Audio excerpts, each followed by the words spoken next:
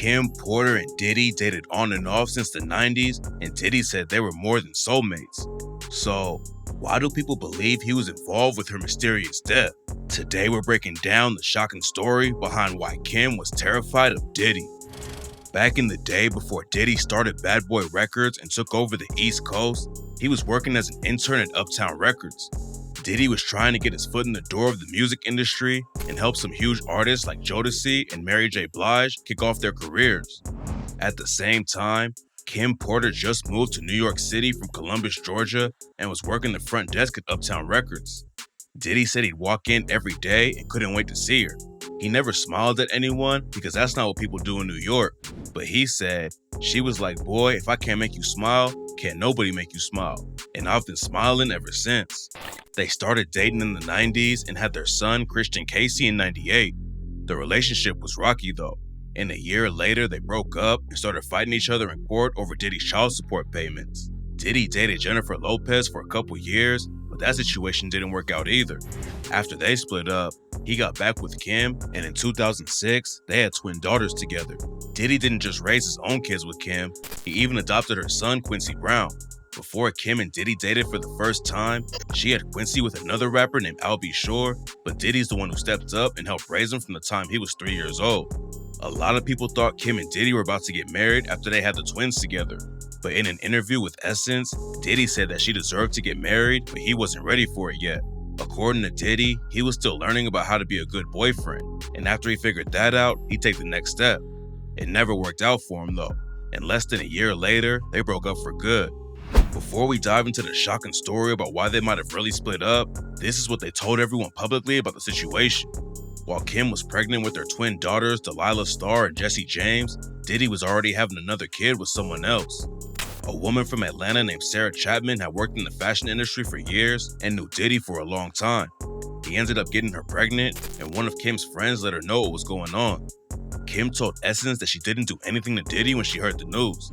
Instead, she laid low and started researching the other woman. She was pregnant at the time and didn't want all of her energy to be invested in some drama. So for a while, she just focused on staying healthy for the twins. Diddy cheating wasn't even the reason she broke up with him though. Kim said it was all about how he handled the situation. Instead of telling her up front that he messed up, he waited until after Kim gave birth to the twins. She told Essence that if Diddy was honest about the situation, she could have understood it because they were friends. But after he played it like that, she lost all respect for him and couldn't be with him anymore. They broke up and never got back together. But for the next 10 years, it seemed like everything was still cool between them. They raised their kids together in different houses, and Diddy always said Kim was crazy important to him even though they weren't in a relationship anymore. For a decade, it all looked fine. But in 2018, everything took a dark turn. Kim and Diddy spent Mother's Day together in 2018 with all of their kids. And in October, they all showed up to support Quincy's screening of his new Netflix movie. Everyone looked like they were happy and getting along. But then a month later, the shocking news broke that Kim Porter had tragically passed away. According to reports, Kim got sick with the flu, but nobody thought it was anything serious. She sent the kids over to Diddy's house so they wouldn't get sick. Her last words to Diddy were allegedly, "Take care of my babies." Then on November 15th, she was found dead in her home. Diddy held a memorial for her at his house, and a few days later, he hopped on Instagram to say, "For the last 3 days, I've been trying to wake up out of this nightmare, but I haven't. I don't know what I'm going to do without you, baby. We were more than soulmates. We were some other shit." Since Kim died, Diddy has shown love to her constantly. On the second anniversary of her death, he posted a picture of them together and captioned it with, "Queen Kim Porter, irreplaceable, love you forever." Then when he won a Lifetime Achievement Award at the BET Awards, Diddy said, "I just miss Kim, y'all.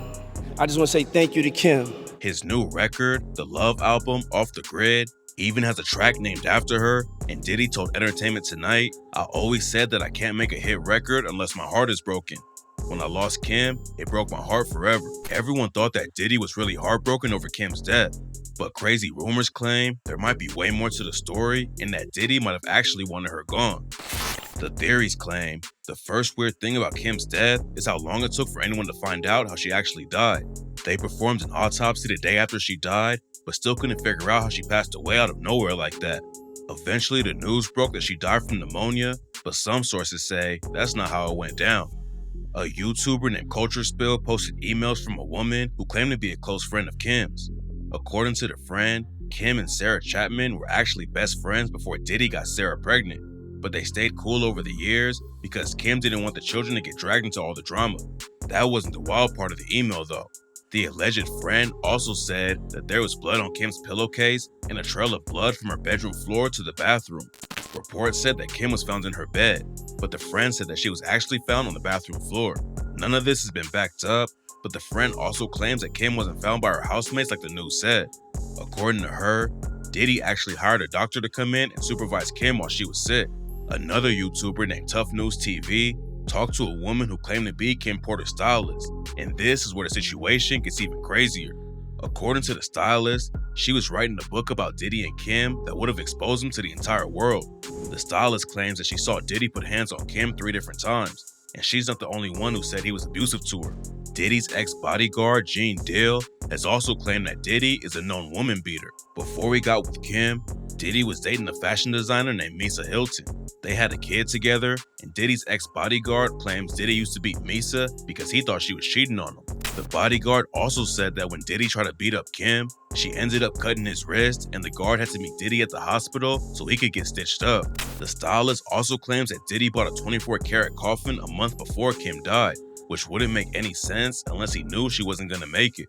According to one of Kim's friends who emailed Tough News, her death was originally ruled as a homicide. They claim that the original coroner suspected foul play and found some kind of toxin in Kim's blood. In the original autopsy, it didn't reveal how Kim died, and her close friend claims that it's all being covered up. Plus, it turns out that more people might be in danger if any of this is true. The stylist who reached out to Tough News said she was on the run and that her door had been kicked in. She wanted to tell the world the true story about Diddy, but it looks like the book will never come out.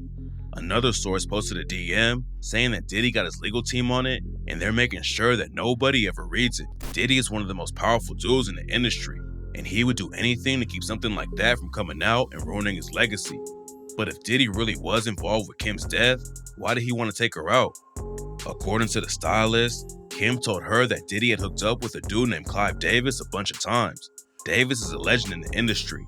He worked with some of the biggest artists and labels in the game, and back in 2000, he was even inducted into the Rock and Roll Hall of Fame. There have been rumors about Diddy hooking up with dudes for years, but the stylist claims that Usher's mom actually confronted Diddy over the two of them allegedly hooking up when Usher was underage.